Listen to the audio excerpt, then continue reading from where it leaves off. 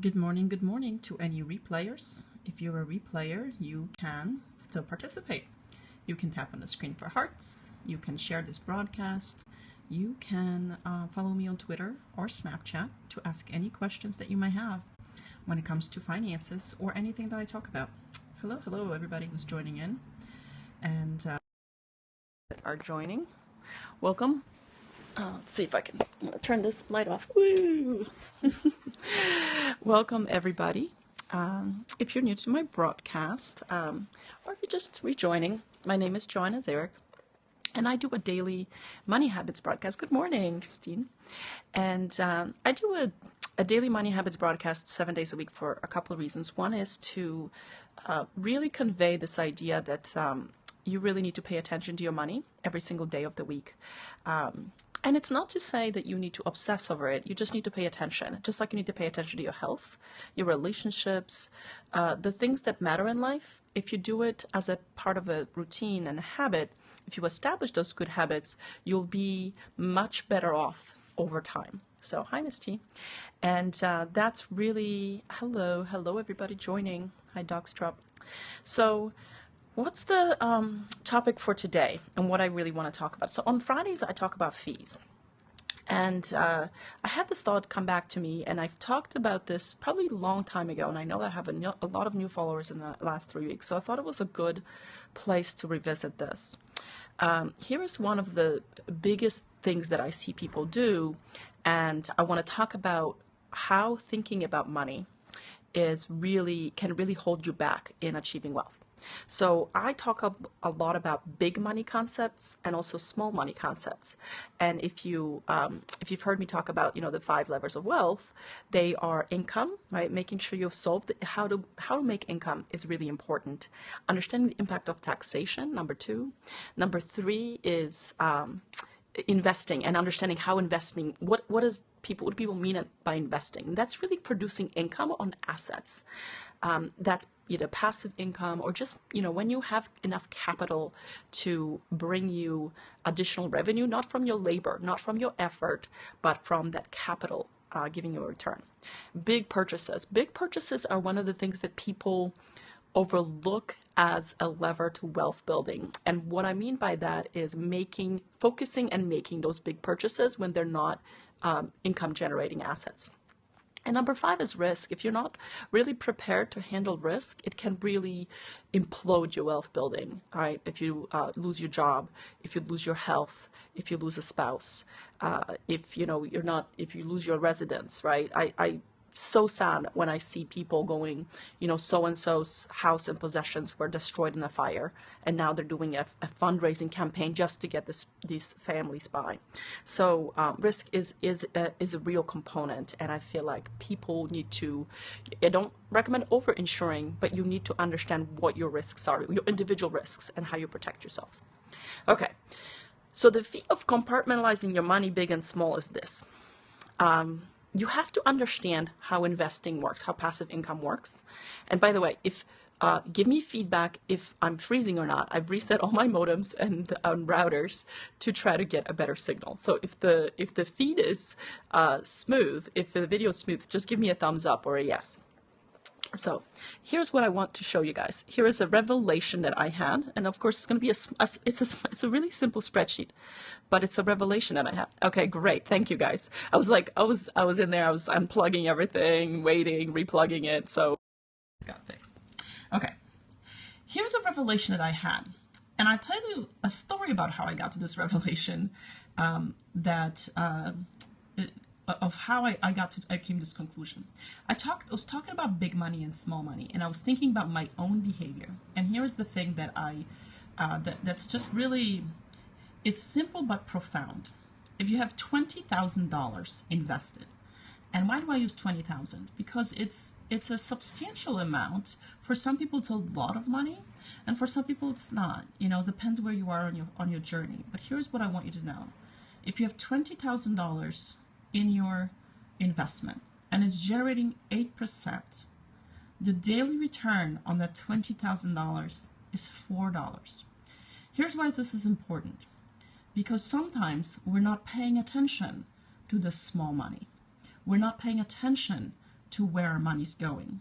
And that's the thing is that if you have $20,000, it's working really hard to make you just $4 a day, right? We can change this. You say, okay, well, you know, I really like to have more money in the bank. Let's say it's $100,000. Now, for a lot of people, you say, wow, that's a lot of money. A net worth of 6-figure at 8% return. And why do I use 8%? I'm a conservative, okay? I'm conservative when it comes to my return.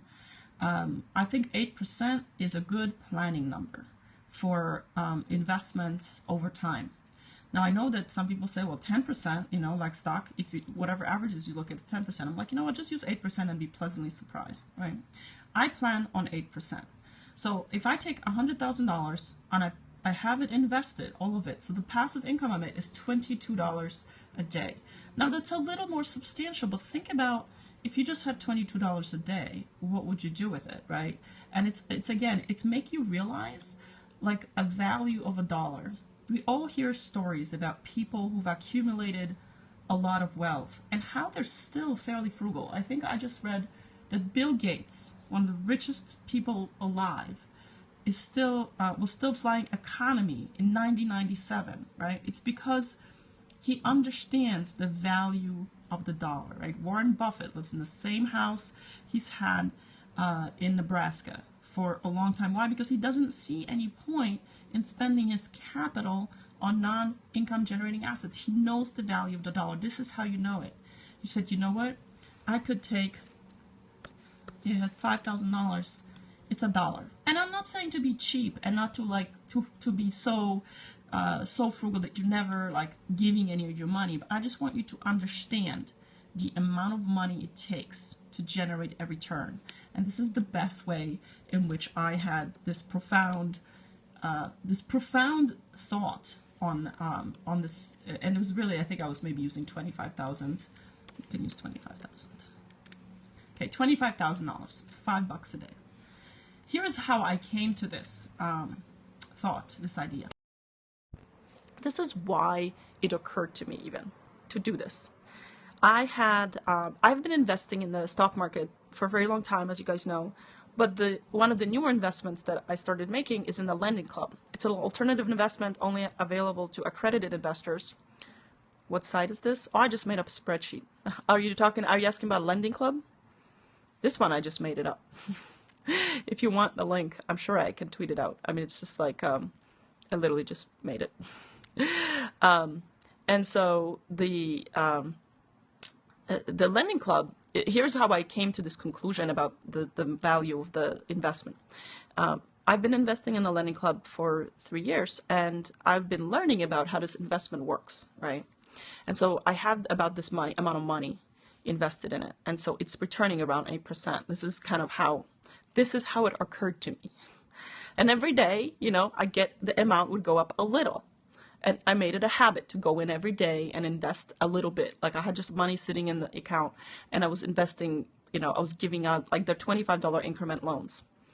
And I was like, man, it's just only a few dollars every day, right? Like I have this asset and it's only generating a few dollars every day. I'm thinking, this is how, by the way, it occurred to me, a math person, right? A numbers person. Like that's what I do at the core. It occurred to me by the habitual observation first. And this is also how my mind works, how I work in business. I need to observe to get the insight. And by logging in every day and going, it's a few dollars a day. That's a huge base, right? Again, people see $25,000 like, wow, it's a lot of money. Let me think about all the things I can buy with it. And to me, all it was is an equivalent of $5 of passive income a day. And then I started asking myself, am I paying attention to my money adequately enough? Am I respecting the money? Am I overspending on things? Because my money's sweating to make $5. My money is working hard to make just $5. How am I helping my money? And that was the revelation that I had by thinking through this, by doing the math. And by like talking to people, I'm like, you know, 25 grand invested only makes $5 a day. And it's like, my husband wouldn't believe it. And he's, again, math person, business person, right? Like, that's the thing. $25,000 invested is only making you $5 a day at 8%, right? And again, being a conservative investor that I am, that's all I use for my planning purposes. So your money's sweating. What can you be doing to help your money? So here's what I started doing. It's been 5 years since I shopped at Aldi. I went back to Aldi. I was like, you know what? F it. I'm going to help my money. I'm going to help my money work harder by working alongside of my money. And that's really the thing, is most people start thinking big money and they put it in an entirely different compartment. I see it a lot with buying, like big purchases. When people are buying or selling houses, all of a sudden thousands of dollars are just like things that are just imaginary, and they're just, when you're negotiating, you're like, oh, fine, I just want to sell it, I just want to close it, I just want to be done with it, and you're giving away $5,000 at the same time you clip in a dollar coupon, right? Like, so you're not haggling enough, you're not doing research for your car buying, you're going to the car dealer and you're taking the first offer they take you. You're not doing enough to help your money because you've compartmentalized it in different, you're like, this money is over here, this money is over here, and this money is over here. And I know that people are like, they have the envelope systems and all that. It's for limiting when you're completely out of control. That is an artificial way to limit your own spending. The thing is, though, if that's what you need to be in control, you can never be an investor, because the investor mindset is put the money aside and have it grow, and put a lot of it aside if you want to actually make an income, right? Because what you really want to ask yourself is, what is your daily burn rate?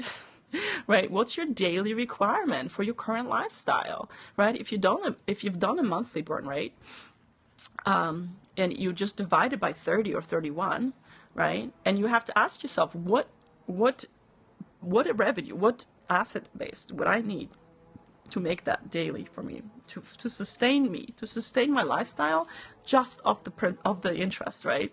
It's what financial freedom really is when you don't have to spend your capital, because if you get accumulated enough that you don't have to do that. So like $1 million makes 219 a day, right? Let's see. Let's multiply that by 30. So if you had $1 million and your burn rate was $6,500 a month, it would be adequate. You would never dig into the principal, right? Because I don't want to spend down the money. I just want to live off the principal, of the interest. So that's the idea of today. When you're thinking about money, stop compartmentalizing it. This is why I'm so focused on net worth, right? Like, where you need to look at your net worth, look at your overall picture, and make the trade-offs. Have I always made rational trade-offs? Probably not. I wasn't even thinking about it. I wasn't that savvy at some point. But I made so many of the decisions that I made, that like the habits that I had, like even over a lifetime of investing and putting money away in tax deferred accounts and just maximizing, like that was my going in position, is maximize everything tax preferred. That habit has gotten me to where I am today, but it was definitely not optimized. I will tell you right now that my financial journey was not optimized. I just happened to pick a few sort of North Stars that worked in my favor, but by no means was it optimized, because I never even thought about it. I never thought about the mathematical implication of my choices, because some things are just emotionally uncomfortable. And so I'm really digging in this part of my life. Because, again, I have like another 40 years to not make mistakes, or not, and you're never going to optimize perfectly, right? You make some trade-offs, but I know that my decisions are now being made better. So anyway, that's the thing. When you're making those decisions for it. So let me just, money invested, rate of return, daily returns, $200, around $200. Like, that's how I think about it. Got $1 million? Can you live on $200 a day? And that's the thing, is that the most people, what happens in wealth accumulation, dig in. I'm digging in where I don't feel like I have to, but I'm doing these things and I'm like, oh my God, like, again, this was it. This was what really got me. This is what got me. 25 grand, and it's just making $5 a day. And I decided to stop spending. And I wasn't like, I'm not a person who spends. I'm just ratcheting back a little bit. Just ratcheting where I go, you know what? Is it worth it? Is it worth it? I'm thinking about my $25,000 invested, right? I'm thinking about it. And and I'm saying it's working hard, it's making me $5. How can I help it, right? Because think about it. If you can save $5, you're just like a $25,000 asset that just made returned 8%. Think about it. You're an asset that is the same return as someone who's $25,000 if you generated an extra 5 or saved an extra 5, right? Where income's so important. I hear all the time, well, this is what my job is, this is what my paycheck is. What have you done to generate an extra $5? What have you done? Because you don't have to have a $25,000 investment. You just have to figure out how to get an extra $5, right? And that's the thing. Then you invest it, right? Then you start building. Because when you get to $25,000, all of a sudden you don't have to do the things that you have to do every day to get an extra $5, right? This is why I have an admiration for people who hustle. Like any hustle job, I'm like, you know what? That person hustles. That means they know how to get extra $5. Bartenders, wait staff, valets. Anybody who does with a little extra service, the little extra service that you get that's gonna get you the $5. And now there's more possibilities. You don't have to be a full-time wait staff or anything like that, but you can get in a car. You got a car, why aren't you Ubering? Because I don't want to hear excuses how you can't get an extra $5, right? And when you empower yourself to get that extra $5 or save it, get it or save it. Again, fees, remember fees, try to cut out all the fees. Fees are all the things that you're paying that you're not using, that you're not utilizing. They're bank fees, they're ATM fees, they are interest card fees, interest rate fees. They are all the things that you pay for that you're being mindless about. That you say, oh well, I'll just pay. Stop buying bottled water. Stop buying soda. Whatever you need to do to get that $5. And it doesn't seem like a lot, does it? But that's what you would be getting if you had $25,000 invested every day. And that is my message for today. It is a very powerful concept. I'm saying that it's very powerful. It's because it's made me, someone who's very good with money, think twice about it. And everyone I shared it with. So I'm sharing with you guys because I want you to start thinking about money in a holistic way and the returns that you get and the assets that you can invest in. And I want you to start taking action that are unified, that are not just sort of singular in a compartment. If you were just saying, oh, this is $100 that's separate. Yeah, people compartmentalize it. Don't compartmentalize money. Think of it holistically and start valuing all your money. Don't be like, oh, that's $100. That's nothing. Okay, relative to what? $100 in a day. Oh, wait. Should we do this? Are we really gonna do this? Yes, we are. Okay, let's figure this out. I don't know why I'm not doing the math. Okay, it's good enough.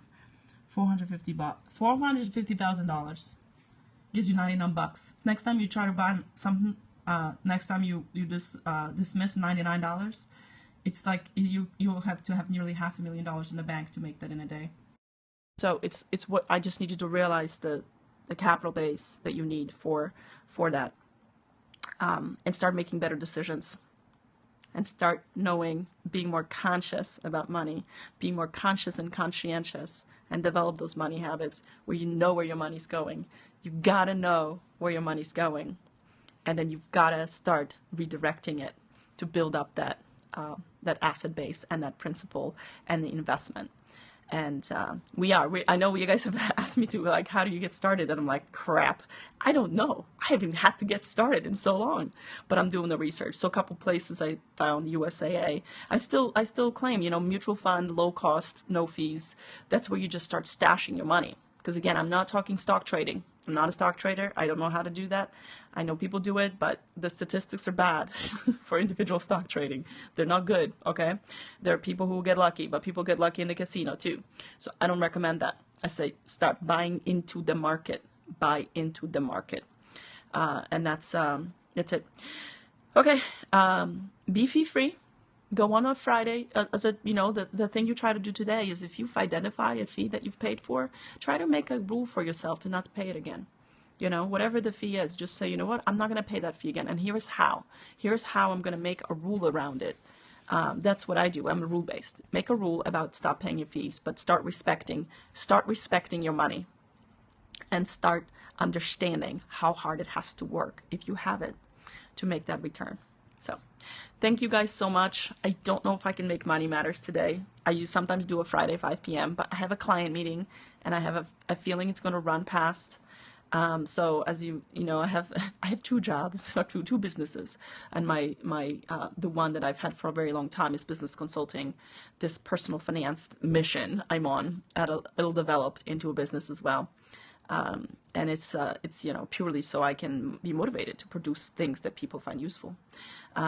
So that's it for today. Thank you again for everybody that joined, and come back tomorrow. Tomorrow I'm for sure going to be on 10 a.m. for Money Habits every single day of the week, 7 days a week, at 10 a.m. Central Time to help you develop better money habits. Goodbye, guys.